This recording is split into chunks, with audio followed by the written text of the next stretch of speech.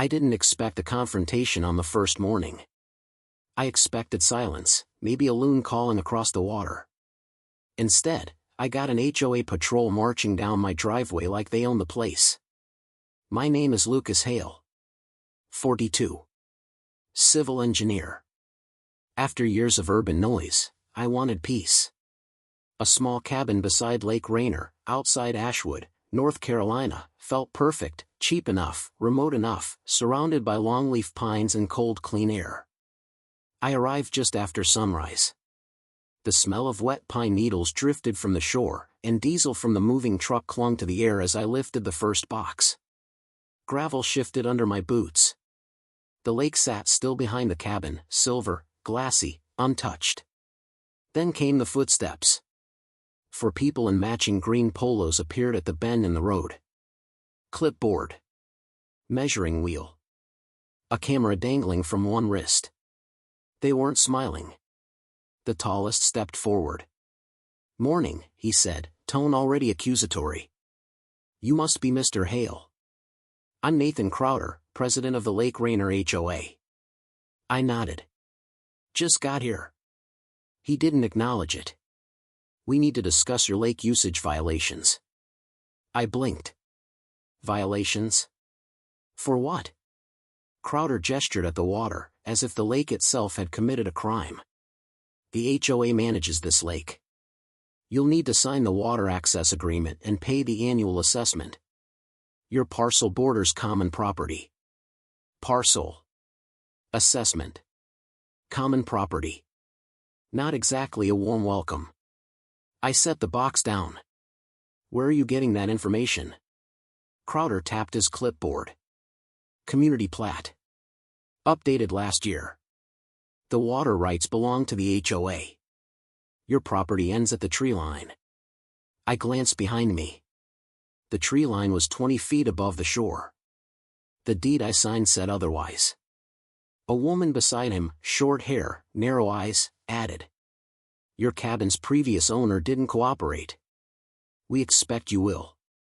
Something in her tone felt practiced, like she'd said it to more than one homeowner. I walked past them to the water's edge. The mud was cool, faint footprints from deer pressed into it.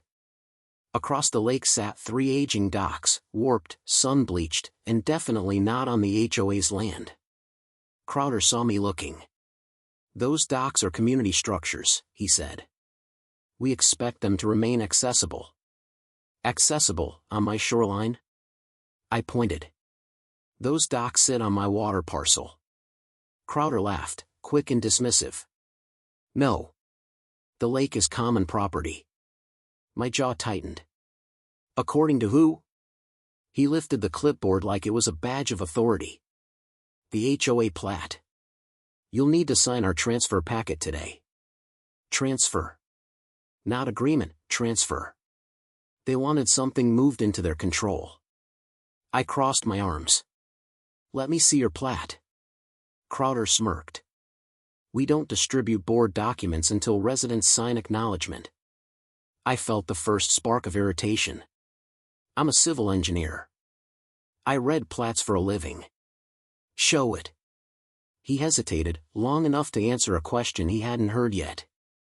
"Why not show it?" "Unless showing it revealed something he didn't want me to see." Another board member stepped forward. Gray hair, nervous eyes. "Nathan, maybe we should." Crowder cut him off. "Hale can schedule a meeting." "Not today."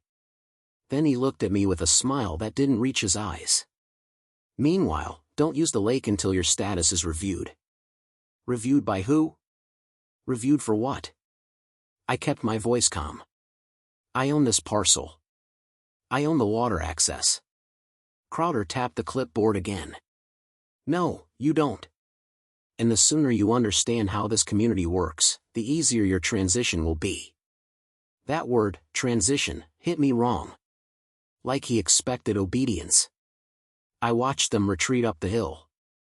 Their shoes scraped the gravel, leaving a faint dust trail in the light. Crowder didn't look back. As soon as they were out of sight, I walked inside the cabin. The air smelled like cedar and old paper. I found the deed packet on the counter where I left it.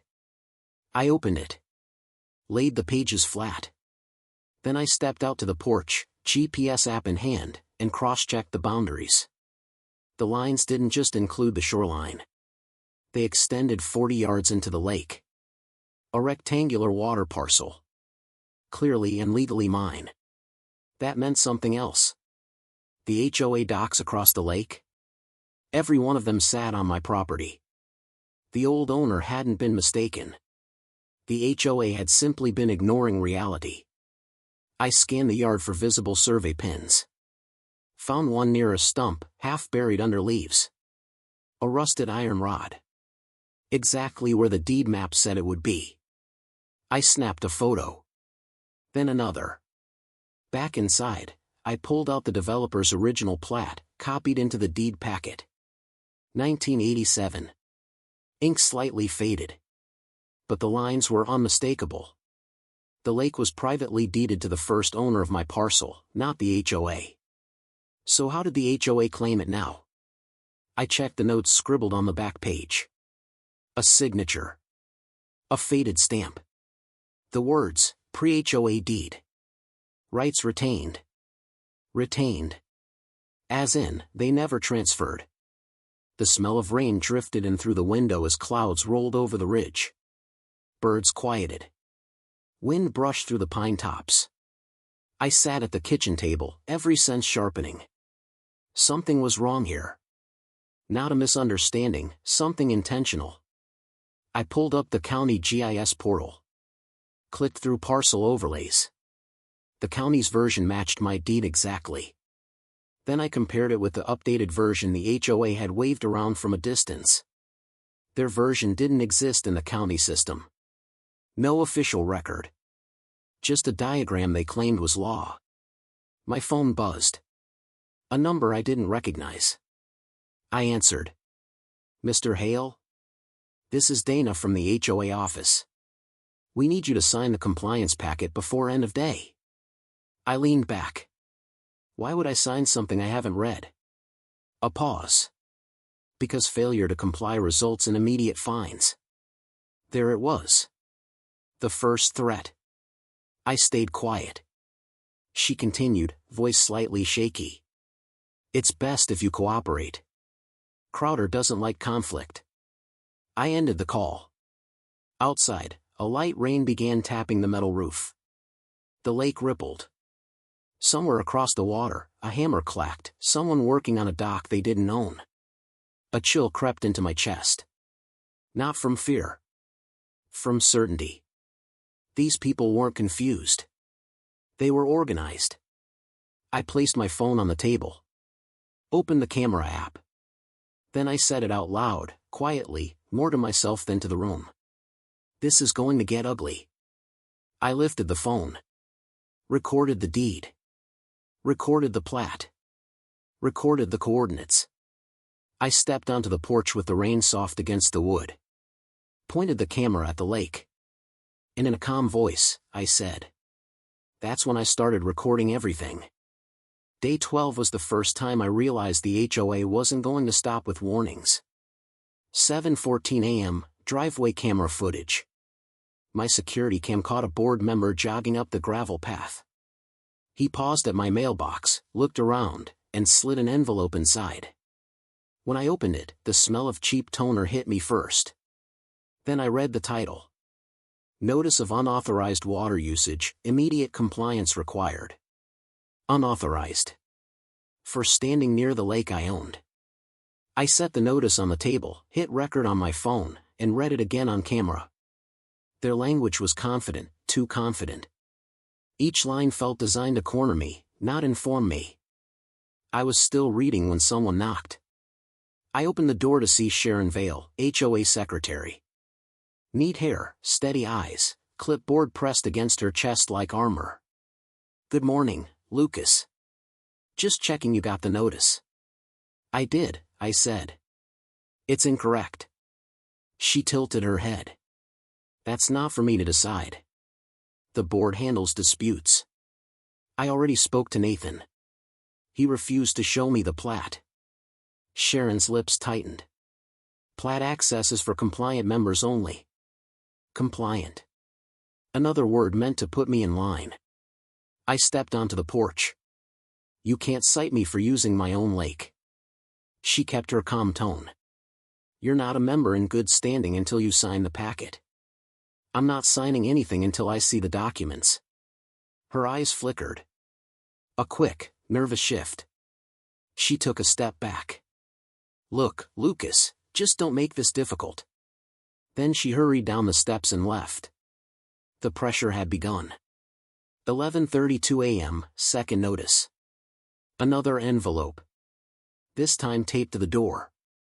Weather-resistant plastic like something prepared in advance.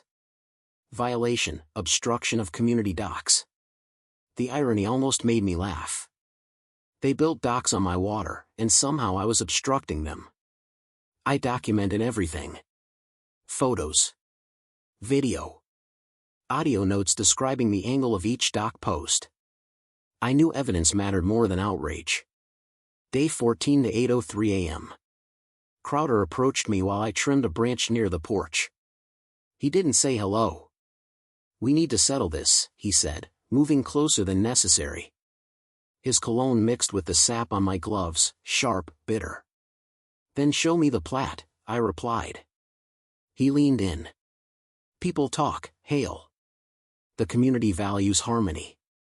You're creating tension. I'm asking questions. And you're refusing direction. Direction isn't law. Crowder's smile cracked. We built this neighborhood standard. We'll enforce it, with or without cooperation. He walked off, but his parting words floated back through the trees. Keep testing us and we'll escalate. I stood still, listening to the faint hum of insects and distant hammering on the illegal docks. Escalate. He meant it. Day 15 to 6:50 p.m. A neighbor showed up, Evan, mid-50s, worn boots, tired eyes. He shifted from foot to foot. I shouldn't be here, he whispered. But you need to see something. He handed me an envelope. Inside were 3 HOA newsletters from last year. One headline stood out. Future lake monetization proposal. Evan kept his voice low. They want to turn the lake into a private revenue stream. Rentals. Tours. Events. But they can't do that unless the HOA owns the water. And they don't. No, he said, shaking his head. They never have. But they keep pushing new owners until someone cracks. Why tell me? Evan's jaw worked like he was grinding down guilt. Because last time someone pushed back, Crowder buried them in fees until they moved. The man left quickly, glancing over his shoulder as if someone watched him. Pressure wasn't random. It was a strategy. Day 17 to 9:10 a.m. I drove to the county records office. The building smelled like old paper and floor wax. A ceiling fan clicked with each slow rotation. At the counter, a clerk named Marla looked up. What can I help you find? The original Lake Rainier plat, I answered. Marla typed on her computer. This lake has only one recognized plat on file. Dated 1987. She printed it. Faded lines but unmistakable. Any updates filed by the HOA? I asked. She checked. Frowned. No. Nothing in the county system. I showed her a photo of the version the HOA waved at me. She squinted. That's not from this office. Could it be older? Archived? No, she said firmly. If it were official, it'd be here. Then she leaned forward, lowering her voice. Where did you get that? HOA president's clipboard. Marla exhaled. That document isn't county approved. My chest tightened, not fear, but clarity. The HOA wasn't just bending rules. They were manufacturing them. Before leaving, Marla added. You might want to speak with an attorney. What you're dealing with isn't common. Day 19 to 3:26 p.m. Another notice. This one in red ink. Final warning, non-compliance may result in daily fines. Daily fines for a claim they couldn't support.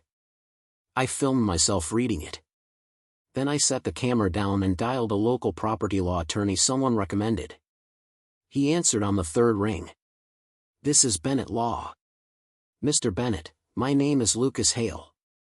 I'm dealing with a situation involving lake rights, an HOA, and what looks like a forged plat."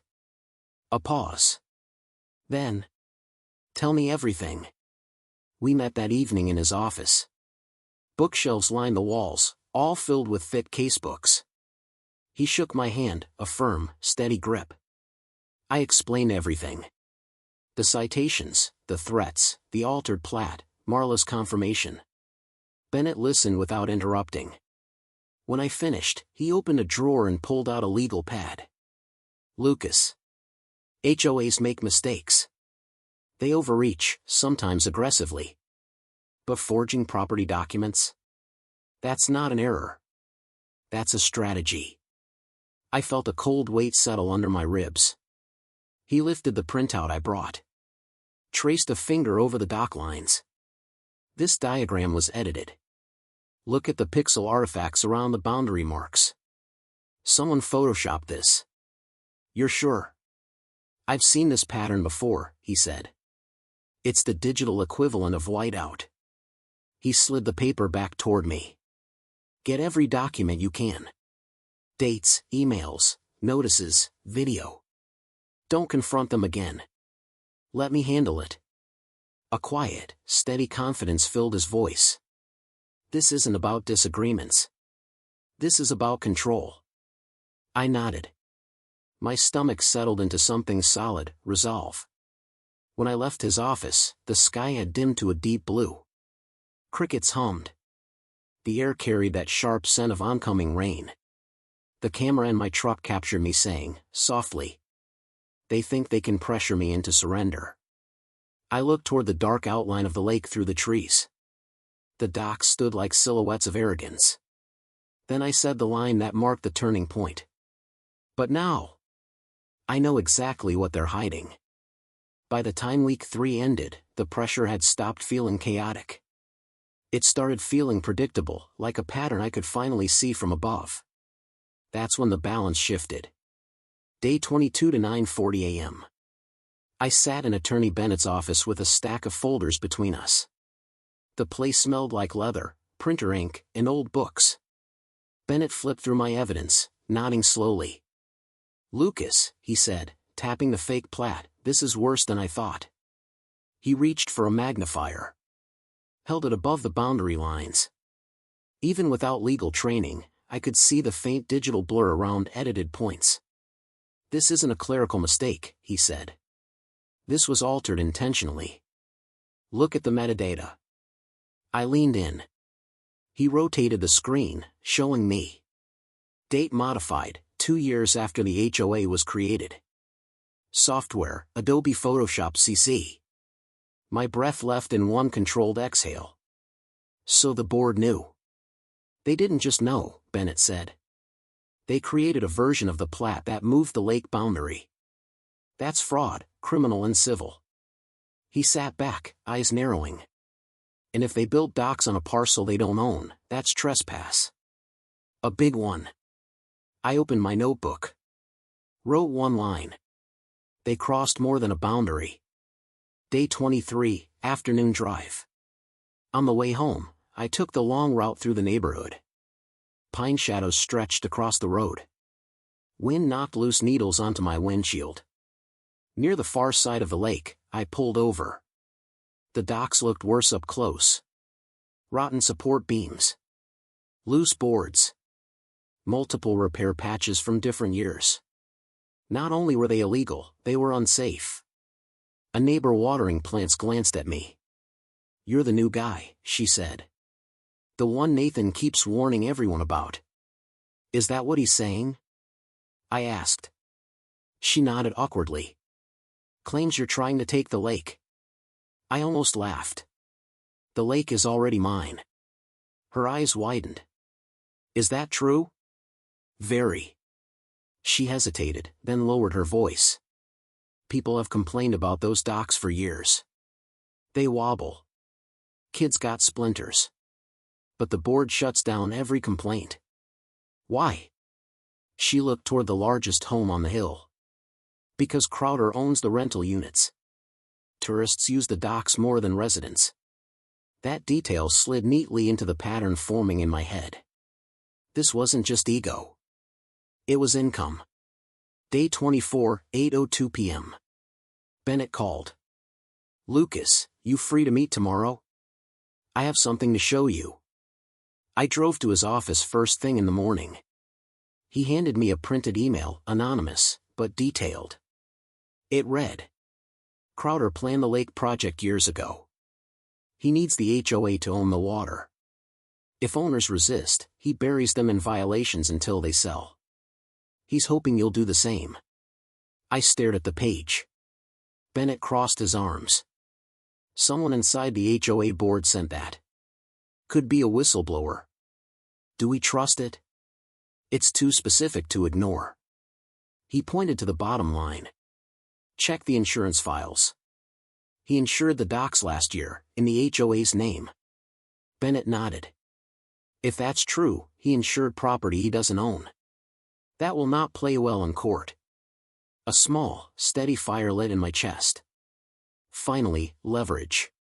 Day 26, the strategy shift. I stopped reacting. Started tracking.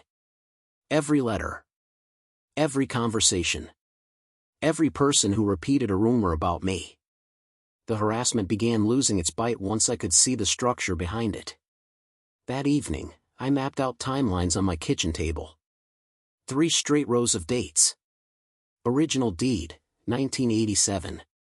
HOA founding, 2004. Altered plat, 2019. Dock insurance policy, 2021. The pattern was unmistakable. This wasn't incompetence. It was a slow takeover. The lake wasn't valuable until nearby short-term rentals became profitable. Crowder wanted the shoreline to look community-owned for his business marketing. One problem, he didn't own it. But if he pressured me enough, he could get me to sign away rights. Not happening. I drew one clean line under the whole timeline and wrote. Time to stop defending. Start attacking. Day 27, County Investigator Meeting. Bennett arranged a meeting with a county compliance officer named Reeves. Tall, serious, glasses reflecting the fluorescent lights. He listened as we presented every document. He rarely interrupted, just kept scribbling notes. Then he looked up. This fake plat, he said, tapping the page, is a violation of state law. If the HOA submitted this as part of a permit application, that's a crime. Do we know if they did? I asked. Reeves opened his laptop. Let's find out. I held my breath as he clicked through records. Then he turned the screen toward us. There it was. A permit request from the HOA for dock maintenance. Attached was the altered plat. Reeves exhaled sharply. That's falsification of official records. What happens next? Bennett asked. Reeves leaned back. I'm opening an investigation. And, Mr. Hale, thank you for bringing this. I nodded. That steady fire in my chest burned brighter. Day 29, breaking point. Crowder showed up at my driveway again, same confident walk, same forced smile. He didn't wait for me to speak. You've been visiting the county, he said. His tone carried a warning. Yes, I answered.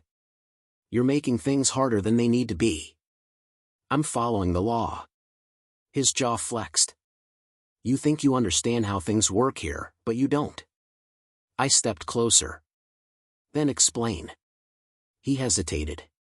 Just 1 second, but enough to reveal fear. Not fear of me. Fear of exposure. He recovered quickly.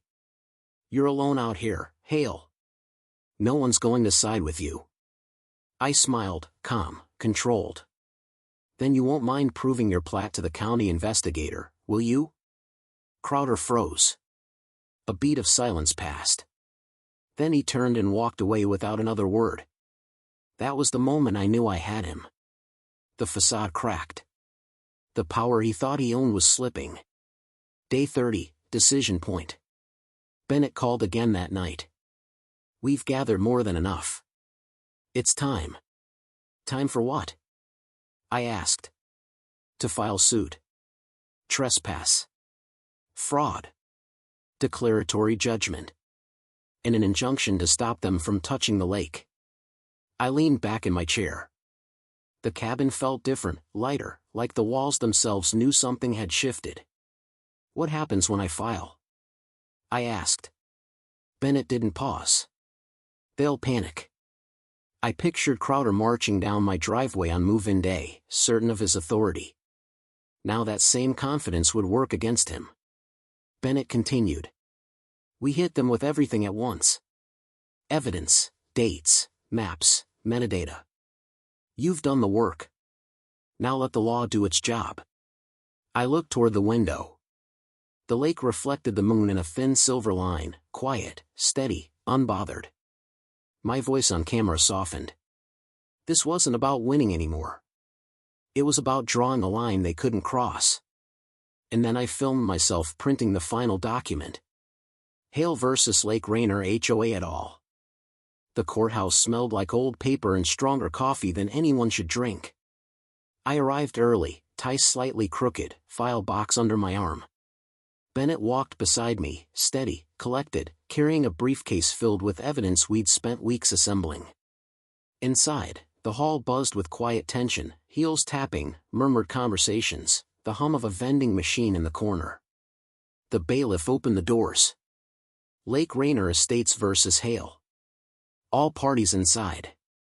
I took a breath, stepped through, and the world narrowed to one long room with wooden benches and a judge who looked like she could read through a person faster than any document. Crowder sat at the opposite table. Pressed suit. Jaw tight. Eyes fixed on a spot above my head, as if I didn't exist. His attorney whispered something to him. He didn't nod. Didn't blink. This wasn't the confident man who'd marched down my driveway.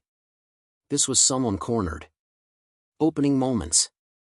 The judge began with the usual formalities, then looked over her glasses. Mr. Hale, you're seeking declaration of ownership, removal of structures, damages, and legal fees. Is that correct? Yes, Your Honor.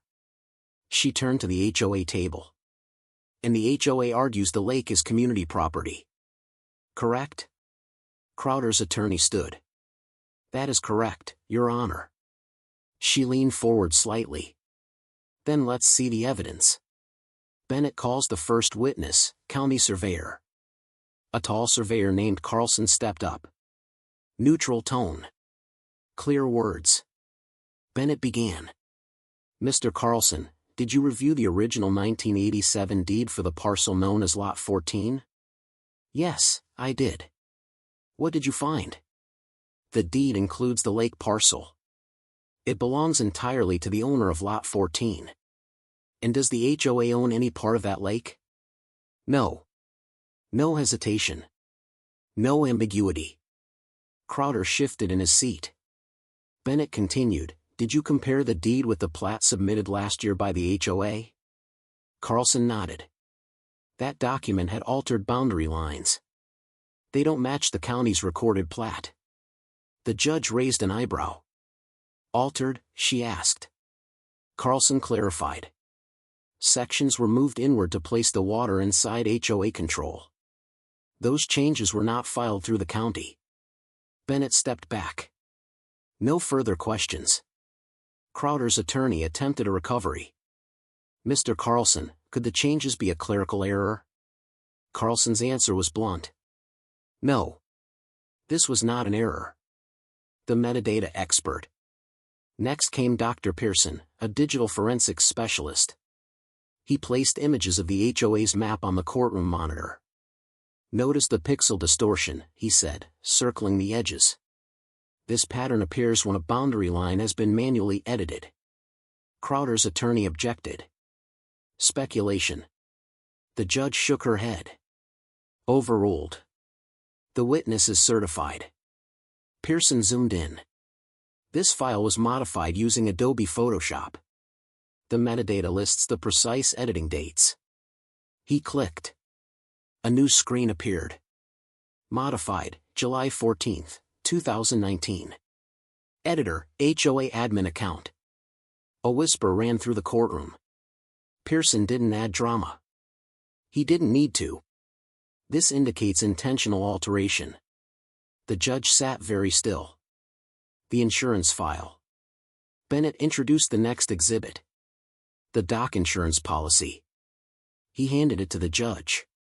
Your Honor, this policy shows the HOA insured structures located on a parcel they do not own. The judge flipped through the pages. Her tone went colder. Who signed this? Bennett pointed. HOA President Nathan Crowder. Crowder stared ahead, face blank, but a pulse throbbed at his temple. The judge looked directly at him. Mr. Crowder, did you know the HOA did not own this lake? Crowder's attorney whispered urgently, but she stopped him with one raised hand. I want to hear from Mr. Crowder. He cleared his throat.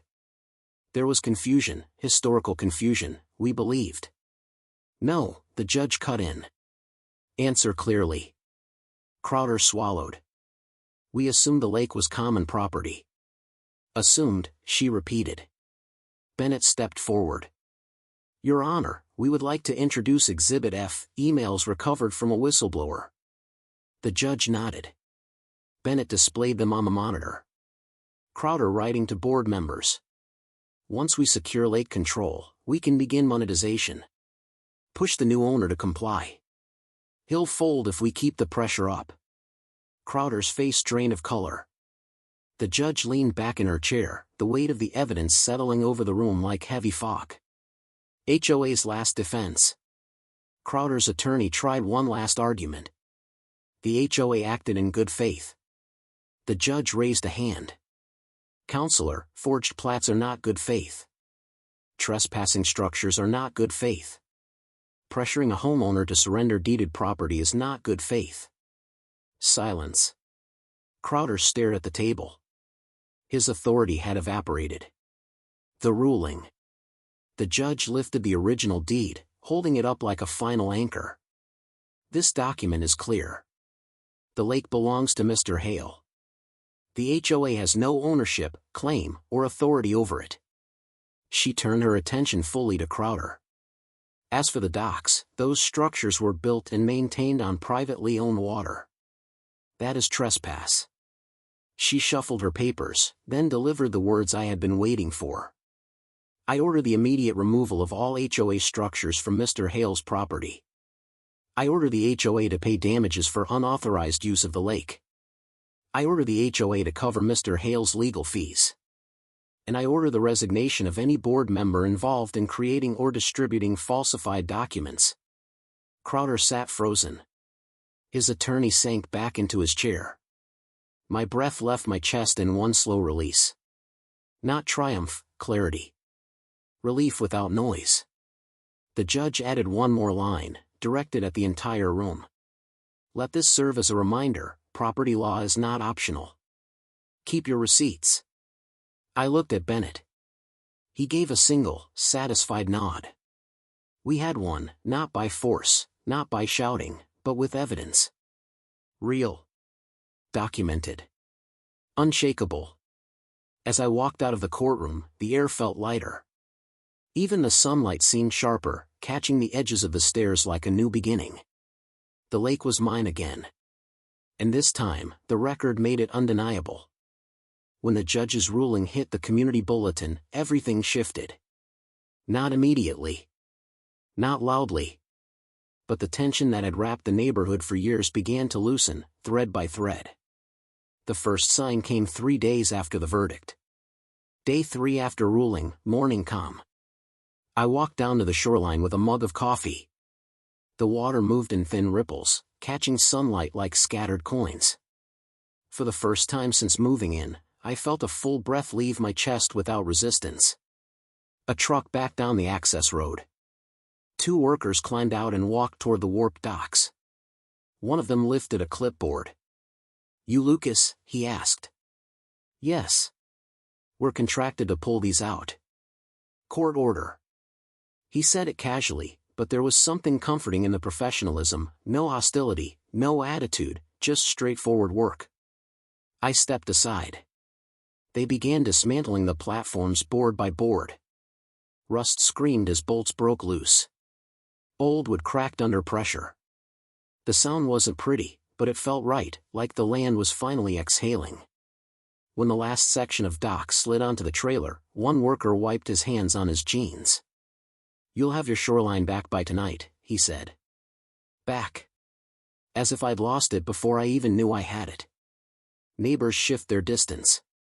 By the end of the week, residents who once avoided me began waving. Small gestures at first. A nod by the mailbox.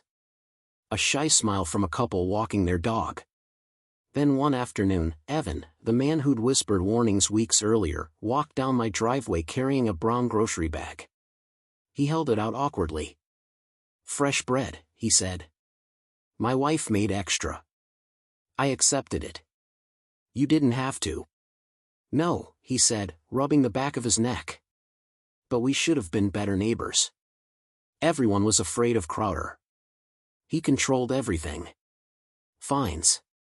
Repairs. Complaints. People just kept their heads down.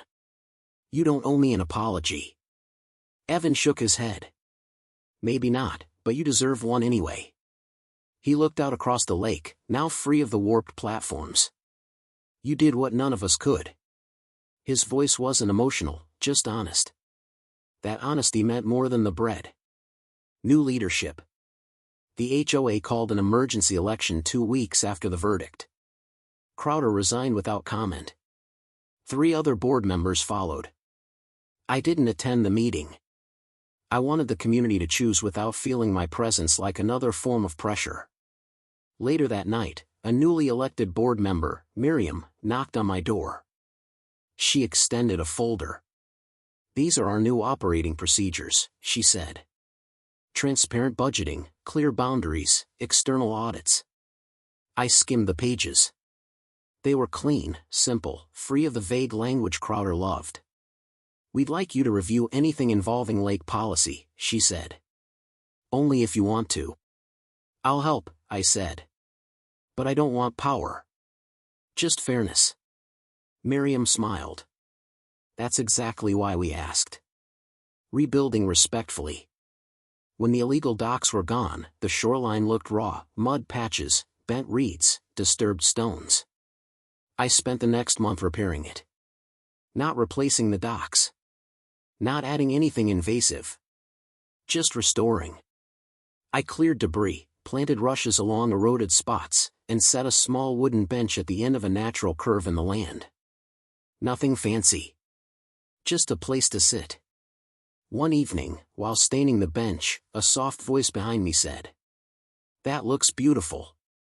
It was the neighbor who once avoided eye contact, the woman who told me Crowder weaponized rumors. She stood with her daughter, both holding fishing poles. "We didn't want to bother you," she said. "But my girl loves to fish. Is it all right if we use the shoreline?" "Of course," I said.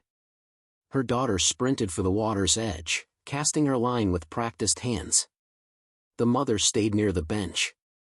"I'm glad things are changing," she said quietly. "It was heavy here for a long time. You lifted something." I didn't say anything. I didn't need to. Some acknowledgments carry their own weight. A quiet walk with Bennett. A month later, Bennett visited. He stood beside me on the trail I'd carved for myself along the perimeter of the lake. "You did good work," he said, scanning the water. "You did the heavy lifting." He chuckled. "You brought every piece of proof. I just put it on the right shelves." We sat on the bench overlooking the water. "You planning to build your own dock?" he asked. I shook my head. "Not unless I have a reason. The lake's fine the way it is." He nodded. "Most people would have turned this into a personal victory parade." "I didn't win to celebrate," I said. "I won so the truth had a place to stand." Bennett smiled. "That's rare. Hold on to it." He left the next morning, but his words stayed with me, quiet reminders of how easily principle can be lost when power enters the room. The lake after everything. It took only one season for nature to reclaim the water's edge. Where planks once cast uneven shadows, cattails rose. Ducks nested in a pocket of reeds. Fish splashed at dusk. I kept the trail trimmed but wild. Neighbors used it often, joggers in the mornings, kids in the afternoons, older couples in the evenings. No one asked for ownership. Everyone understood the boundary without tension. Sometimes I'd sit on the bench with a notebook, sketching or writing notes. Not to document a fight anymore, just to appreciate what peace looks like when you guard it. A final reflection. One evening, the sun dropped low, turning the lake copper. The breeze carried the scent of warm pine and distant fire smoke from someone's backyard grill. I turned on the camera, my last recording for this story. "This lake taught me something," I said slowly, watching the lens instead of the sunset. "People will take whatever they think you won't defend. And systems built on pressure survive only when no one pushes back." I paused, feeling the weight of the months behind me. If you ever face a board, a boss, a group, or a system trying to force you into silence, don't let fear choose for you. Don't let exhaustion decide your rights. Document everything. Ask questions. And don't back down from the truth. The camera caught the lake glowing like molten glass. Have you ever faced a corrupt HOA or a broken system? Tell me your story. And remember, keep your receipts. The screen faded to black. And for the first time since move-in day, the quiet finally felt like home. After the verdict, life settled into something I hadn't felt in months: routine. But routine doesn't always mean safety. Sometimes it means the storm is just catching its breath. I realized that on a Thursday morning in late spring. The first ripple. The sun had just cleared the treeline, casting long gold streaks across the water. I was tightening the hinges on the lakeside storage shed when a car rolled slowly down the gravel road. Sleek black sedan. Tinted windows. Not a neighbor's. It stopped near the bend, engine humming low. For a moment, no one stepped out. Then a man in a gray suit emerged, mid-50s, clean shave, sharp posture. He walked with the practiced confidence of someone who spent most of their life in conference rooms. He approached with a faint smile. "Mr. Hale," he called. I set the drill down. "Yes." He extended a card, heavy stock, embossed lettering. "Warren Tate. Regional Acquisitions, Bluebridge Development." The name hit me like a pebble dropped in still water, small disturbance, widening rings. "Can I help you with something?" I asked. Tate scanned the shoreline, hands folded behind him like he was appraising art. "You've created quite a unique asset here, Mr. Hale." "I didn't create anything," I said. "Just protected what was already mine." "I understand," he replied, smile widening. "Which is exactly why I'm here." "The offer." We sat on the bench overlooking the lake. He spoke first. "Bluebridge is expanding into recreational properties. Small lakes. Retreat sites. Private fishing experiences." He gestured at the water. "This is ideal." I waited. He continued, "We'd like to purchase the lake parcel. We're prepared to offer a significant sum." "How significant?" I asked. He quoted a number that would make most people blink. I didn't blink. "No." He chuckled softly. "A man who doesn't respond to money is rare." "I'm not rare," I said. "I'm settled." Tate leaned forward, elbows on his knees. "Mr. Hale, opportunities like this don't appear twice." I met his gaze. "That depends on who benefits. This lake isn't for sale." His smile dropped a degree. "Are you sure you want to answer so quickly?" "Yes." He stood, smoothing imaginary wrinkles from his suit. "Well, if you change your mind, the offer will remain open, for now." He walked back to the sedan without another word. As the car disappeared behind the trees, the quiet returned. But it felt different. Like the calm before an unfamiliar kind of conflict. A subtle shift in the community. Over the next week, I noticed small changes. Whispered conversations near the mailboxes. Residents pausing when I walked past, then offering tight smiles. Nothing hostile. Just cautious. One evening, Miriam, the new board member, stopped by. "We've been contacted," she said. "By who?" "Bluebridge. They want to discuss a partnership. Lake access. Shared amenities. They offered grants for community upgrades." She paused, studying my reaction. "Did they approach you too?" "Yes." "And you declined?" "I did." Miriam exhaled. Some neighbors are excited. A company offering money is hard for people to ignore, especially after years of HOA mismanagement. "Bluebridge doesn't want a partnership," I said. "They want leverage." "I know," she replied. "But not everyone does." She hesitated, then added quietly. "They asked about the lake rights. They said they'd heard the ownership might be negotiable." My jaw tightened. "From who?"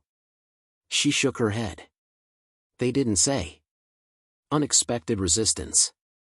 2 days later, I found a letter on my porch, not from an HOA member, but from a neighbor I barely knew.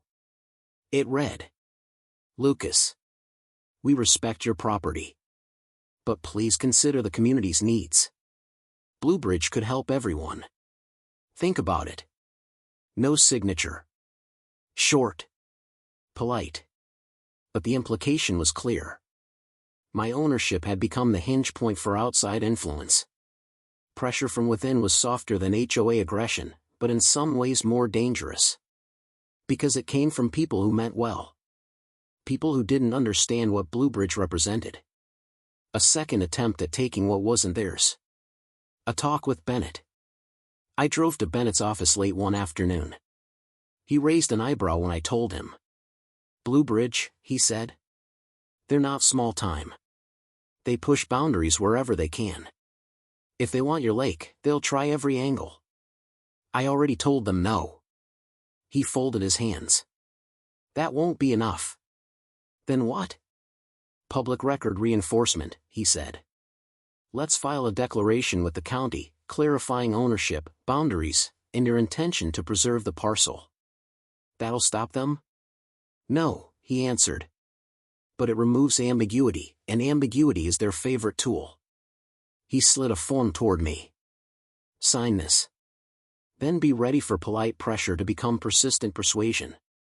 I signed. The unexpected visitor. 3 nights later, well past midnight, someone knocked on my door. The sound echoed across the cabin, 3 slow, deliberate knocks. I grabbed a jacket and stepped outside. It wasn't Tate. It was Sharon Vale, the former HOA secretary. The same person who once told me not to make things difficult. Her hair was messy, her expression tense. "Can I talk to you?" she asked. "About what?" She wrung her hands. "I made a mistake, Lucas."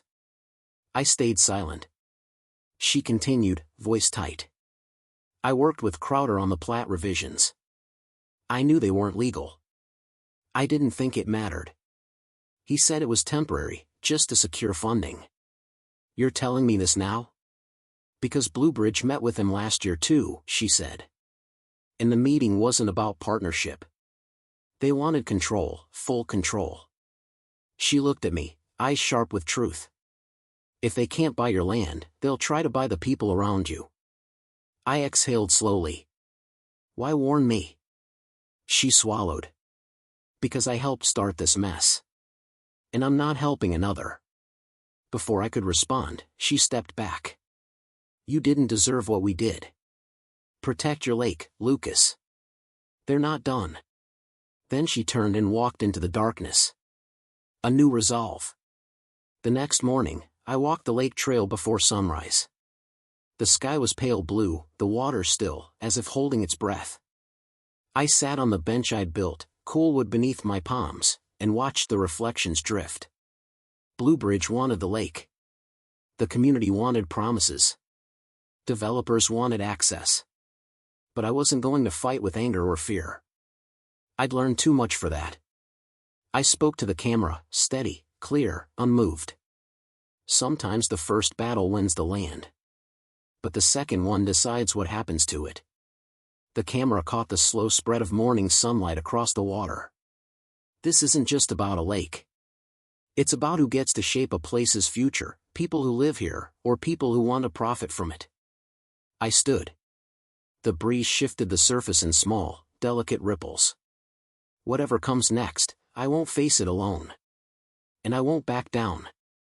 A long, calm breath escaped my chest. This wasn't the end. It was the beginning of the real guardianship. The screen faded as the lake glowed gold,